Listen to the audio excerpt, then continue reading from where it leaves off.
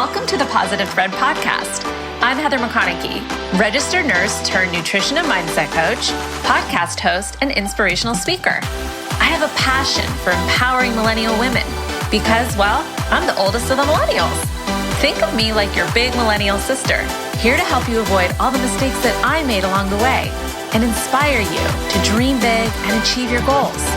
Every week, I'll bring you an interview, topic, or Q&A session that will inspire you to transform your body, mind, and soul so you can achieve your dreams and make a positive impact in the world. We believe that when women prioritize self-care, everyone wins. If that sounds good to you, you're in the right place. Are you ready? Let's start the show.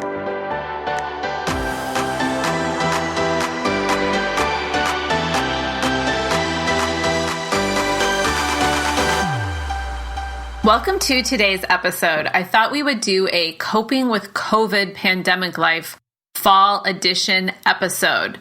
I don't know about you, but I honestly thought that the world would be quote unquote back to a more normal type of living by September. I remember that I had a business coach who told me that the economy was just going to be exploding in September and people were going to be buying things left and right. And I don't really feel like that's happening. So I thought that it would be a great time for me to share some of the ways that I'm coping with this new landscape in life. And I'd love to hear how you're coping. Send me a message on Instagram after you listen to this message at Heather McConochie. Let me know what you're doing to cope, because I think that we really need to have hive mind and share all our ideas with each other in order to get through this situation together. The first thing I want to talk about is the importance of routine. Raise your hand if your routine has gotten completely disrupted during quarantine. I know my routine got disrupted partially because I moved to Oregon, which is where I am living right now, but it got disrupted before that. COVID disrupted my workout routine because my normal bar classes got canceled. And for a couple months, I was just completely out of sorts. My whole morning routine was messed up because I had a whole pattern of what I did every morning.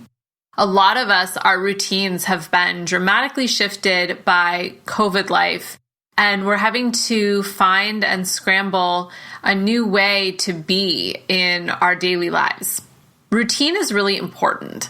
The brain loves patterns. I don't know if you've noticed that, but your brain absolutely loves doing the same things in the same order. And when you try to do things out of order, your brain kind of protests, and it protests with fatigue and headaches and confusion and forgetting things and memory issues. So if you're struggling with any of those things, then I'd really invite you to look at your routine and see what you can do to improve it. Some of the things that have helped me have been to really go after my morning routine. I will let you know that it is not perfect right now. It is still a little all over the place. Some mornings I'm on top of it. Some mornings it seems to fall apart. And I think what we need most of all for ourselves, which we'll talk more about, is compassion. We need self-compassion right now because we can't do things the same way that we're used to doing them. And it's still this way. It's not better. It's different. Okay. And I don't really like the phrase new normal because nothing about this feels normal. I think we just have to accept that life is different right now. So I invite you to go after your morning routine, your evening routine, and see what you can do to create more solid bookends to your day. I find journaling in the morning and the evening to be really helpful. So I love the High Performance Planner by Brendon Burchard. Rachel Hollis has great journals. The Start Today journal. There's the Sunrise Manifesto journal, which is great. There's the 5-minute journal, which is great for mornings and evenings. So lots of options for you, but I recommend doing some kind of journaling practice. I also recommend working out first thing in the morning. Get your blood going, get your endorphins up, get your stress down. And you will really find a routine in your schedule if you start with exercise. Routine's also really important for kids. So if you have kids at home, get them involved. Ask them what they see as possible for creating more routine in your family schedule, and get them set up with their own routines. So even if they're doing school from home, they kind of have that nice transition phase. The next thing I want to speak to is the importance of keeping your social skills up. I read a really interesting article in the New York Times, which was talking about how our social skills are a muscle that can actually atrophy when we don't use them. They've studied people who are in solitary confinement in prison or in isolation because they're in Antarctica studying something, or they're in self-imposed isolation because they're a hermit. And what they find is those people actually really struggle to re-enter society and function in a proper way with other people. And even if you have a partner that you are pandemic potting with, or you have a group of friends that you're spending time with, we underestimate the power of acquaintances and our extended networks and camaraderie at work with coworkers. All of those social connections are actually really important for our social skills. Has anybody else noticed that maybe you feel a little more socially anxious these days, or you just feel a little more like awkward around people? It's not you, it's the pandemic. Isn't that like everyone's favorite phrase? You can just use it for everything. It's not you, it's the pandemic. It's a great breakup line. You can tell your boss that, you can tell your partner that, you can use it anytime and all the time. So I really invite you to keep your social skills up. This is going to keep your mood up. It's going to make you feel better. It could be, having a socially distant picnic. I've been doing more social things outside with people, and it's great because the transmission rates of COVID are much less if you're outdoors. It's a great way to kind of protect yourself better, but you're getting sunshine, you're getting endorphins, you're getting positive memories that you're making, but you're also getting social time. So you can do socially distant picnics with people. You can each bring your own food. You can spread out a blanket. You can do all kinds of fun things like that. I recommend also setting up like FaceTime dates and Zoom dates. I know a lot of us are like so over being on screens with people, and I totally get it. Like, I don't really want to do any more Zoom meetings or anything. I just want to be in person with people. But it's the best that we can do for a lot of us. And maybe reach out to people that you know are a little bit more lonely or isolated. One of the things that I've noticed my dad does is he calls one of his cousins every week on Sunday. They have a little chat, and his cousin's wife is in a nursing home and he doesn't have anybody that's really close by to him. So think about the other people in your life who may be a little more isolated and make a point to reach out to them. Make a point to reach out to your friends a little more than you would normally, whether it's text or sending them a funny audio or FaceTime them or send them a video message. You can use things like Marco Polo is great for video messaging friends. You can obviously use Instagram and FaceTime, but make a point to reach out to those friends that might need a little more TLC. My next tip for coping with COVID is setting 4 goals a month. It's really easy for us to be in this weird amorphous time where we're just like, what do I do with my life? Do I do anything? Or anything worth bothering doing at all? And I find that when I set goals, I have purpose in my life, I have direction, I have a vision, and I feel much better. So I actually have a board where I've written down my goals, and then I've written down 1 or 2 of the next steps. That way I don't get overwhelmed thinking about the 40 steps that it's going to take for me to achieve the goal. All I have to do is think about the next 1 to 3 steps that are in front of me to reach that goal. One of my goals this month is to be in a loving, caring partnership with a romantic partner. So that looks like, for me, one of my activities is going on 2 dates a week. That could be a repeat date with somebody that I've already seen that I'm enjoying. It could be meeting somebody new. Another one of my goals this month is to find a cozy, affordable place to live. I'm staying with my parents right now, which is great, but I'm 39, so I do want my own place. And so that's another one of my goals. And my action item right now is simply researching options, whether it's buying or renting something. I recommend setting 4. It's a nice even number. You can pick 1 in your relationships, 1 for your career, 1 for your body and health, 1 for your mental, emotional, spiritual health. You could do a financial goal, and it's just a really clean way to function in your month. Having goals is going to help you cope with the stress of the uncertainty. It's going to give you a sense of control during a time when we don't have a lot of control. And it's really frustrating to not have control, especially for us control freaks, or those of us who are perfectionists, or those of us who think that we have a way more control over our lives than we actually do. My next tip is to create a wins board or a wins jar. So what do I mean by this?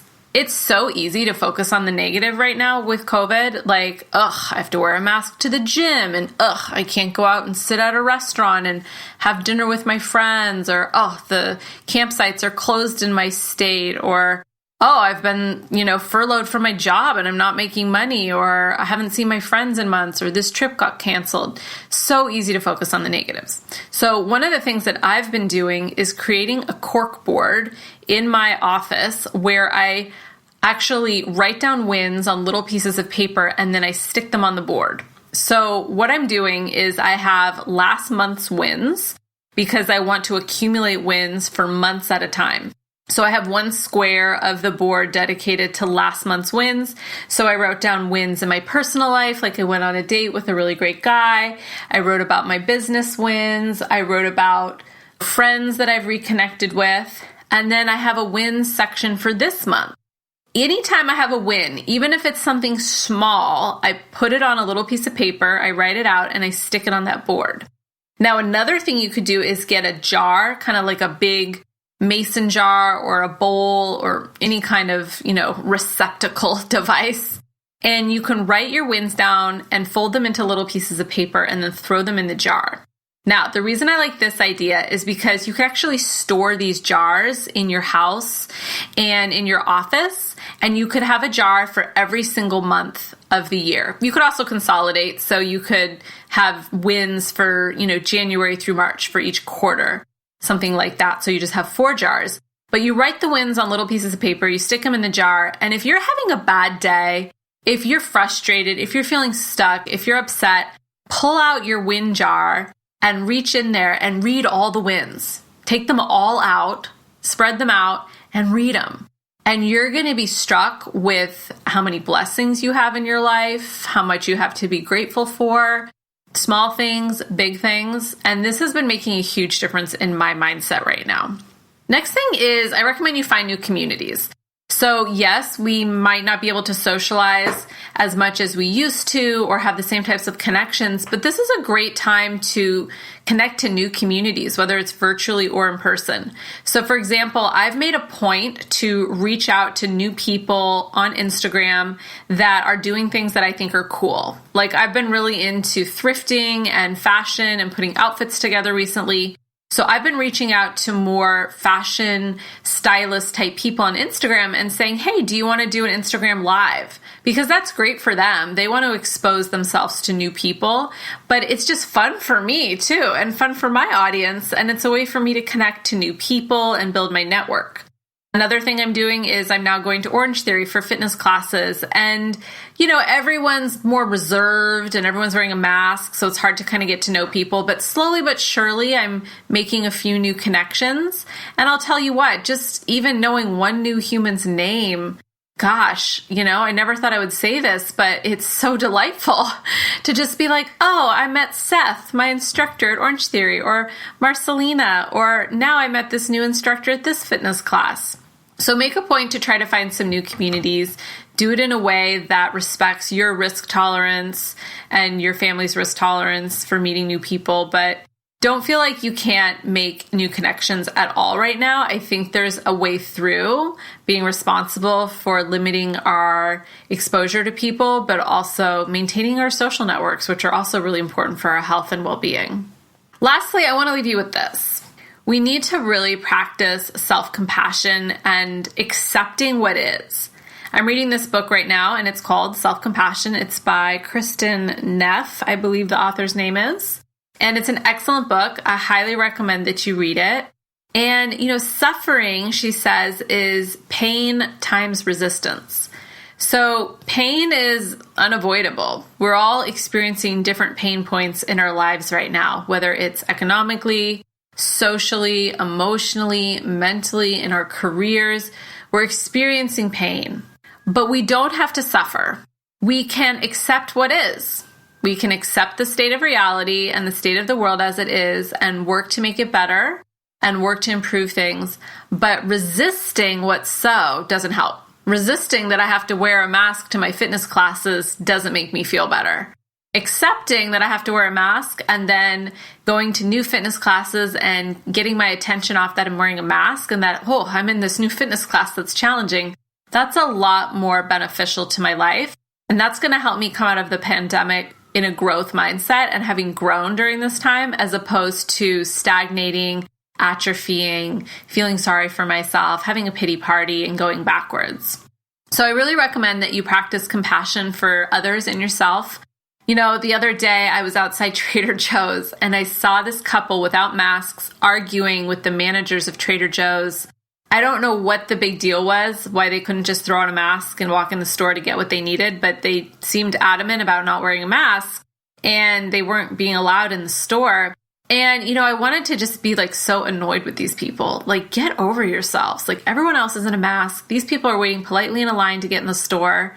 You're so blessed that you live in a country where you have Trader Joe's. You're blessed to live in a state where you have Trader Joe's, is what I wanted to say, having lived in Hawaii for a year and missing Trader Joe's so desperately. And, you know, I had to stop and be like, okay, everyone's suffering right now. Like, people just hate this.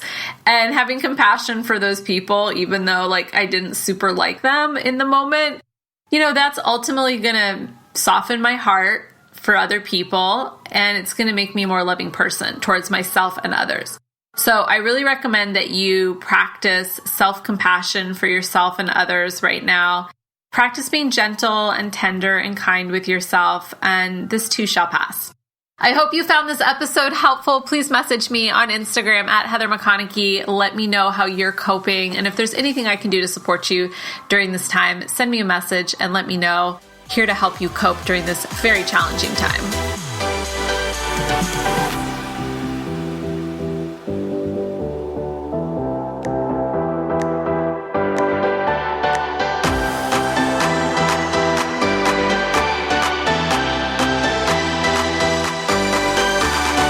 Thank you so much for listening to the podcast. If you found this valuable, please take a screenshot of the episode, upload it to your Instagram stories, and tag me at Heather McConochie with your takeaway. Also, if you love the podcast, please subscribe, rate the podcast, and leave a review. I read all the reviews and they mean so much to me. New episodes drop every 2 weeks on Sunday, and I can't wait to get to know you better and share more life-affirming wellness, business, and mindset tips with you.